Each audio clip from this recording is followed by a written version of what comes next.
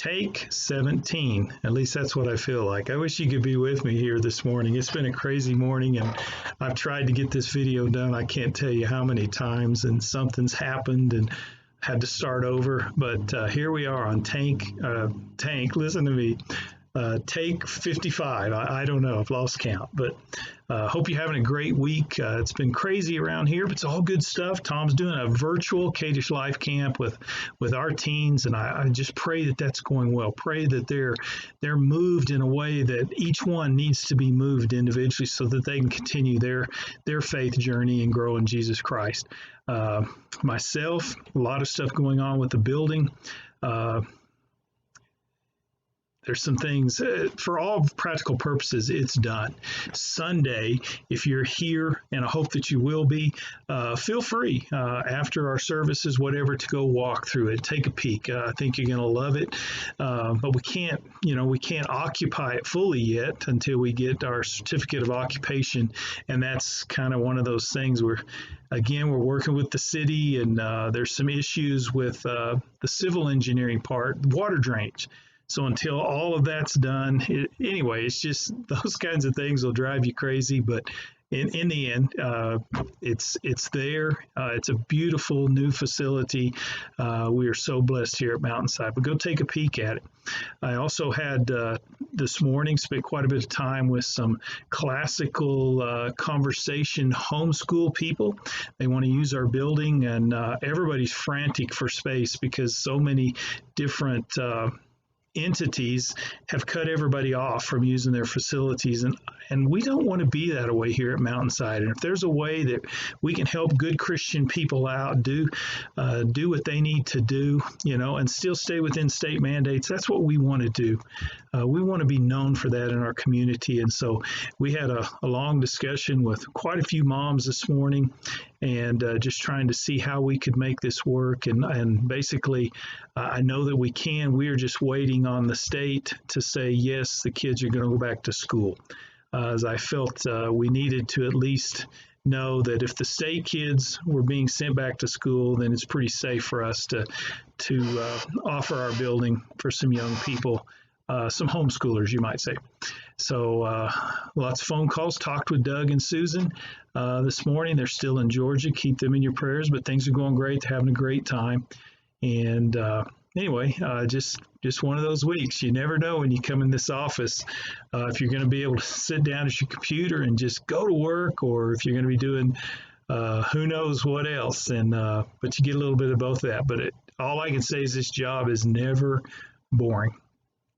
I found a story. I just want to read it to you and share some thoughts, and hopefully you'll enjoy this. Don't ever tell John Tex that prayer doesn't work. Tex spent his life as a fisherman in the channels of the Hawaiian Islands. On a deceptively calm night in 1967, Tex guided his 40-foot fishing boat toward the beach of an otherwise inaccessible canyon on the north side of Molokai. He had agreed to allow some of the men on the boat to go ashore using the fishing vessel's small skiff because they wanted to do some wild pig hunting while him and the rest of the crew did some night fishing. Now, returning to the rendezvous spot early the next morning, the men found that conditions had changed tremendously. Huge waves were ripping through the channel. They crashed into the boat, nearly capsizing it, and unbeknownst to the crew, it had fatally weakened the boat. The fate of the small skiff, full of hunters waiting on the shoreline, was also immediately apparent. Its bottom had been torn up significantly by the rugged, jagged lava rocks. But with great difficulty, a tow line was brought to the shivering hunters who, while holding on to inflated plastic tarps and an ice chest filled with their keel, they were dragged by the boat's winch through the surf and finally made it to the vessel. And when all the men were safely on board, the huge craft gunned away from the island. Exhausted after fishing all night and the adventure of the morning, Tex went below deck to sleep. A few hours later, he was awakened by his panicked friends. The boat was sinking, and by the time Tex got to the deck, there was nothing he could do except for make sure everyone was safe. They had to get into the water. Without the skiff, the 8 men on board, the fishing vessel, they had only life jackets and a few inner tubes to keep them afloat. Now here they are bobbing in the water, and Tex remembered the ice chest full of all that freshly slaughtered game and fish, and he knew what was going to be in the area within a few minutes, so he encouraged the men to paddle as fast as they could to get away from that particular area, to get away from the sunken boat. And all 8 of the men knew that they were in big trouble. The currents in the channel were sweeping them into the open ocean. But as night approached, it seemed that their salvation was near. Bouncing up and down in the inky sky, the men thought that they were making out some lights of a boat in the distance, and 2 of the men decided to swim toward the lights. It turned out that they weren't boat lights at all. They were airplane warning lights on the top of Cocoa Head, a far distant mountain. Those 2 men were never seen again. By morning, the situation had worsened. One of the inner tubes was losing air. The men had no food, no water. The planes that passed overhead could not see them bobbing in the middle of the Pacific. It was then that Tex decided to call a prayer meeting. No one objected. And with all hope gone, the group of tough, self-sufficient sailors had only one place to turn, to God.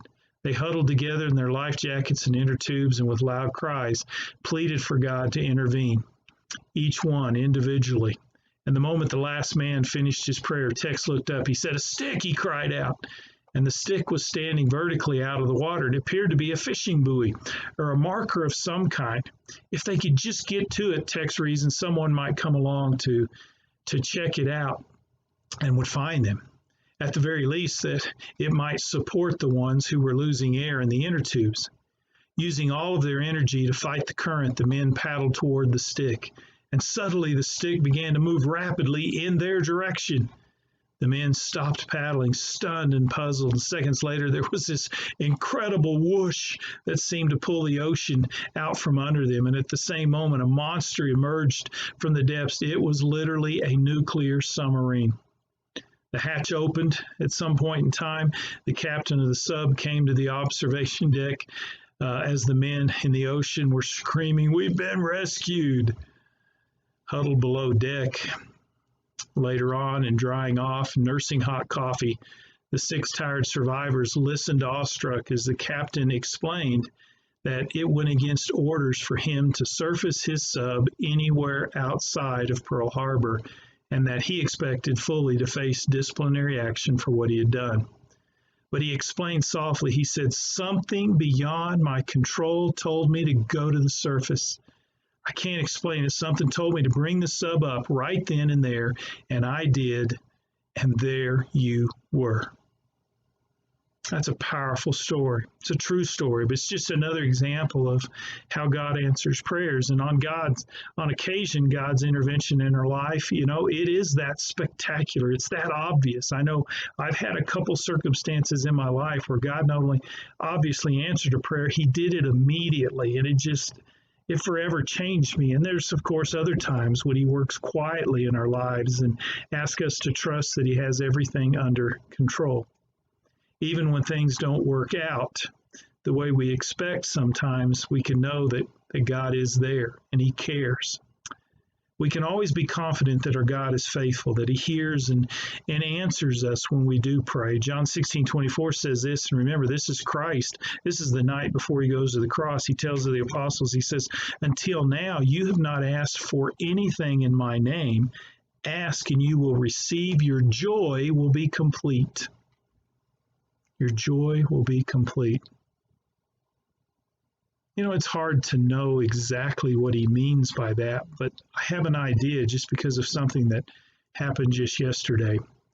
It's a long story, and I really don't have time to share it all this evening, but we have a good neighbor, her and her husband, and her and Vera have become very close, and they have a neighbor it's been a very contentious relationship, in fact, ugly, and all over a property line. So our good friends have always been very hesitant to do anything that might encroach on the other one's property, and we'll just leave it at that. Well, here recently, it was a lady and her father, both elderly. She was in her mid 70s. Her father was in his mid 90s. He passed away a couple months ago, and it was just her, and it was still pretty contentious. But here recently, our good friends had received a letter that belonged to her, and she made sure that the older lady got this letter, and it did something. It began a change that needed to happen. She was very thankful. And just recently, in fact, it was maybe this weekend, maybe it was Friday. I don't know all the details, but she told our friend, she said, "Thank you very much." Just expressing her thankfulness that she got that letter to them. Well, this weekend on Saturday, both of our friends, they noticed that the neighbor's garage door was open all day, which was very unusual. It was open all day Sunday. I took a ride on my four-wheeler Sunday evening, and I noticed it was open, but not really thinking much about it. Well, this was bothering our good friend, the one that's real close to Vera, and I know that she had been praying about it, and something on her heart. She was afraid to go over there by herself, and somehow her and Vera, it's one of those God things. Vera went for a walk or something, but they met up. I don't know exactly how it happened. And this happened yesterday. And she asked Vera, she says, "What do you think?" And basically come down to this, we got to go check on her. And they did. The garage was still open. And come to find out, she was slumped over in her car, and not in very good shape. Something had happened to her physically, whether it was a stroke or what, we don't know. And she had probably been there since sometime Saturday evening.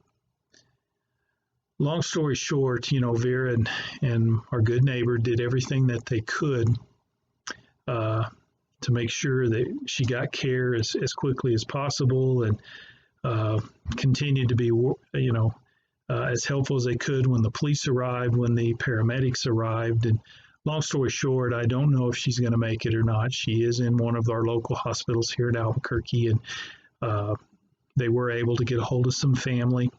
So that's all a good thing. But whatever it was very, very serious.